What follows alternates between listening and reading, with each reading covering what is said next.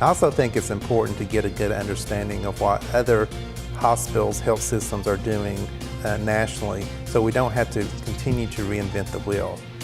We don't have the time, we don't have the money, and there are people out there that throughout the whole nation that really has identified key ways to optimize a particular process or a particular solution to something. I mean, if you look at the list of members that MedAsset has, they are some of your key health systems. And so I think that it's that synergy that brings everyone together that you can learn every day from what's going on.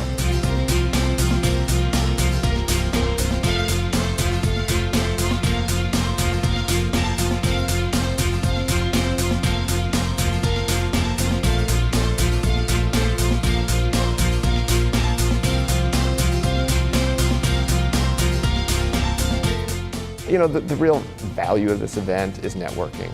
And you know, there's a value to me as a customer and as a peer in the industry, is for me to hear what other people are doing, for me to share with others what's going on. So peer sharing is very powerful when it comes down to it. So I think this event just helps promote that in a very grand scale, and with fun on the side too.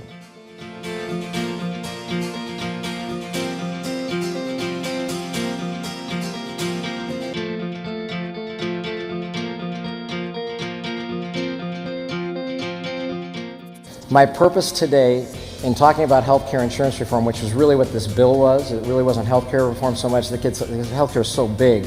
This was insurance coverage reform. But I want to talk about just a little bit so that when you go back to your businesses or you go back to your healthcare institutions, that you take the opportunity to think about this and work with it, understand it, come up with ideas, because for sure our industry is going to change, and it's going to change in a pretty dramatic way.